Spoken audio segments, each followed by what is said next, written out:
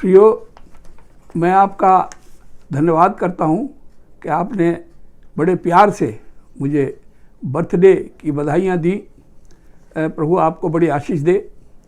और ये खुशी की बात है, मुझे बड़ा खुशी हुई कि प्रभु के लोग मुझे इतना प्यार करते हैं। आइए आज हम जो वचन देखेंगे वो एक आयत जो मत्ती 12 बाब की 30 आयत में दी गई है। इसमें ऐसा लिखा है, जो मेरे साथ नहीं वह मेरा विरोधी है, और जो मेरे साथ नहीं बटोरता वह बिथराता है, वो बिखेरता है। He that is not with me is against me, and he that gathereth not with me scattereth। जो मेरे साथ नहीं वह मेरा विरोधी है, पर जो मेरे साथ है और नहीं बटोरता वह बिथराता है, बखेरता है। हम मसीहों के लिए यह महत्वपूर्ण सीख है। अगर हम मसीही लोग मसीह के साथ कहलाते हैं और मसीह के वचनों की अवहेलना करते या टाल देते हैं, तो यही बात प्रभु कह रहा है, वो मेरे आशीषों को बिथराते हैं। प्रभु चाहता है हम उसमें परफेक्ट बने।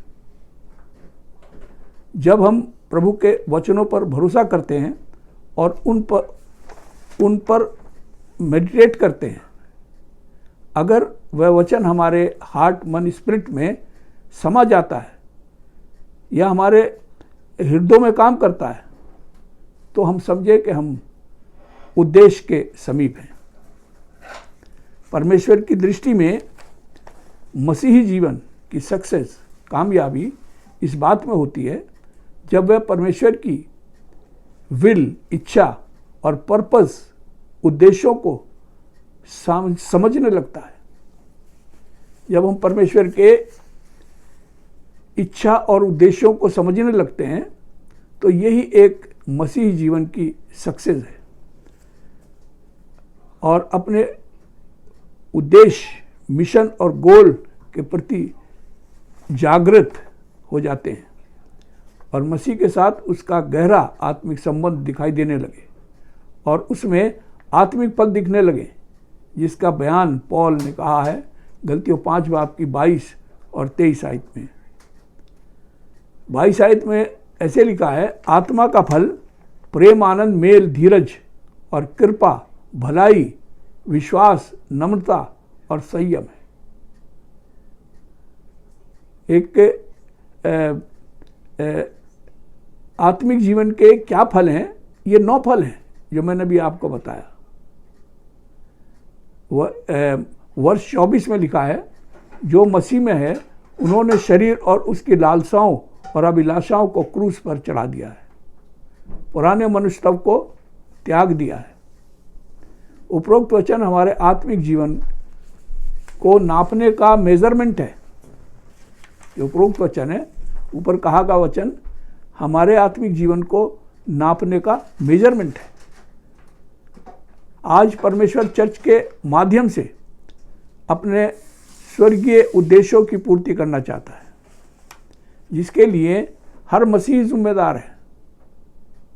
अगर हम कलीसिया में रहकर उस प्रभु के उद्देश्यों के प्रति बह रहे हैं, ये वही है जो मेरे साथ नहीं बटोरता। प्रियो, प्रभु का घर आशीषों का भंडार है। अगर हम उसके लिए उपयोगी होंगे तो वह उन आशीषों से शेर और सैदा करेगा और वो आशीषें हमारे पोते पोतियों तक बनी रहेंगी और अंत में वो अनंत जीवन का वारिस होगा। चर्चेस संसार में किंगडम ऑफ हेवन के लिए सामग्री बटोरने का जरिया है। मसीह कलीसियाएं परमेश्वर के किंगडम ऑफ हेवन के लिए सामग्री बटोरने का जरिया है, जहां ट्रू और फॉल्स दोनों ही प्रकार के मसीह पाए जाते हैं। यह वह स्थान है जहां मसीह का आत्मा काम करता है, ताकि हर विश्वासी सच्चाई से वाकफ हो सके। मृत्यु के बाद यह अपॉर्चुनिटी हासिल नहीं होती और हर अविश्वासी और जजमेंट का सामना करना पड़ेगा। ये अपॉर्चुनिटी चली गई, उसके बाद जजमेंट ही होगा। परमेश्वर अपना पवित्र वचन संसार में मनुष्यों के हृदय पट पर बो रहा है और फसल की इच्छा रखता है। उसमें अपने वफादार दास संसार में जगह जगह रोपे हैं ताकि वह परमेश्वर के खत्तों के लिए फसल पैदा करें। प्रियो, जिस तरीके से कोई बीज रोपा जाता है तब वो फसल उत्पन्न करता है, इसी तरीके से परमेश्वर अपने वफादार दासों को संसार में जगह जगह रखता है ताकि वो परमेश्वर के लिए आत्माएं बचाएं। यही परमेश्वर की फसल है। परंतु दुष्ट शैतान नहीं चाहता कि परमेश्वर का उद्देश्य पूरा हो और बहुत लोग उद्धार पाएं। देखा गया है चर्चेज में ट्रू और फॉल्स दोनों ही प्रकार के मसीही पाए जाते हैं। मसीह यीशु के द्वारा इस बात के विषय में एक पैराबल कहा, मत्ती 13 बाब में उसकी 24 से 30 आयत में, स्वर्ग का राज उस मनुष्य के समान है जिसने अपने खेत में अच्छे बीज बोए, पर रात में बैरी ने आकर जंगली बीज बो दिए। अंकुर निकले तो जंगली पहचाने गए। दासों ने चाहा जंगली अंकुरों को बटोर लें, पर स्वामी ने उन्हें कहा दोनों को एक साथ बढ़ने दो। जंगली उखेड़ कर इकट्ठा होंगे और गेहूं स्वामी के खत्तों में जमा किया जाएगा। प्रियो, ये बात जजमेंट को दिखाती है।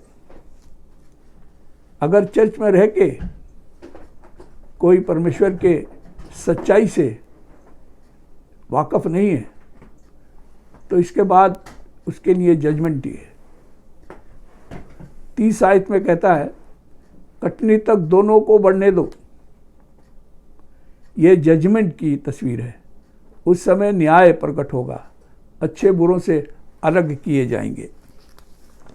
मत्ती 7:21 में, जो मुझसे हे प्रभु कहता है उनमें हर एक स्वर्ग के राज में प्रवेश ना करेगा, परंतु वे ही जो मेरे स्वर्गीय पिता की इच्छा पर चलता है। उस दिन बहुतेरे मुझसे कहेंगे, हे प्रभु, क्या हमने तेरे नाम से भविष्यवाणी नहीं की? तब मैं उनसे कह दूंगा, मैं तुमको कभी नहीं जाना। 25 आयत में कहता है, जो कोई मेरी ये बातें सुनकर उन्हें मानता है वह उस बुद्धिमान मनुष्य के समान है जिसने अपना घर चट्टान पर बनाया। प्रियो, जो प्रभु की बातों को मानकर उन पर चलता है वो किस मनुष्य के समान है? परमेश्वर का वचन बताता उस मनुष्य के समान है जिसने चट्टान पर अपना घर बनाया। उस चट्टान को अपने घर का बेस बनाया। उस मसीह चट्टान को अपने विश्वास का बेस बनाया। प्रियो, क्या आपका विश्वास प्रभु यीशु पर अथेंटिक है, सच्चा है? Are you saved? क्या आप बचाए गए हैं? क्या आपका हृदय मसीह की आज्ञाओं से सहमत है? Heart received word of God. बीज में जीवन होता है और सामर्थ होती है, वह हार्वेस्ट प्रोड्यूस कर सकता है, हार्वेस्ट ऑफ ब्लेसिंग उत्पन्न कर सकता है। क्या आप इस योग हैं कि परमेश्वर आपको कहीं भी रोप सके ताकि आप परमेश्वर के लिए फसल उत्पन्न कर सकें? याकूब 1 बाब की 20 आयत में लिखा है, केवल वचन के सुनने वाले नहीं पर उस पर चलने वाले बनो। वचन की आज्ञा में चलना एक ज़रूरी कदम है परमेश्वर से आशीषें पाने के लिए। ये बहुत ज़रूरी है। अगर आप परमेश्वर से आशीषें पाना चाहते हैं तो परमेश्वर के वचन के अकॉर्डिंग आपको जीवन बिताना होगा। हमारा विश्वासी जीवन दूसरों को लाभ पहुंचाने वाला होना चाहिए। फ्रूटफुल जीवन होना चाहिए। अगर एक विश्वासी ऐसा जीवन बिताता है तो जान रखिए निराशा कभी उसके पास नहीं आएगी। परमेश्वर आपके तन को नहीं परंतु तन मन दोनों को चाहता है। अगर हम अपना मन संसार में लगाते हैं तो ज़रूरी है हमारा हृदय पर संसार का और संसार की बातों का प्रभाव पड़ेगा। सांसारिक चीज़ों को हासिल करना हमारा उद्देश्य नहीं है प्रियो, जो हमारे उद्देश्यों को डिवाइड कर देता है। आत्मिक जीवन में सांसारिक चीज़ों पर चलना ठीक नहीं है, क्योंकि सांसारिक चीज़ें, सांसारिक ग्लैमर हमारे हृदय मनों को डिवाइड कर देता है।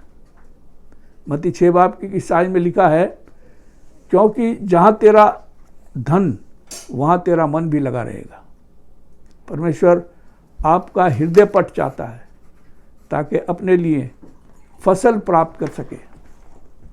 होशे 10 बाब की 12 आयत में उसके आखिरी हिस्से में लिखा है, अपनी पटती भूमि को जोतो, देखो अभी यहोवा के पीछे हो लेने का समय है कि वह तुम्हारे ऊपर उद्धार बरसाए।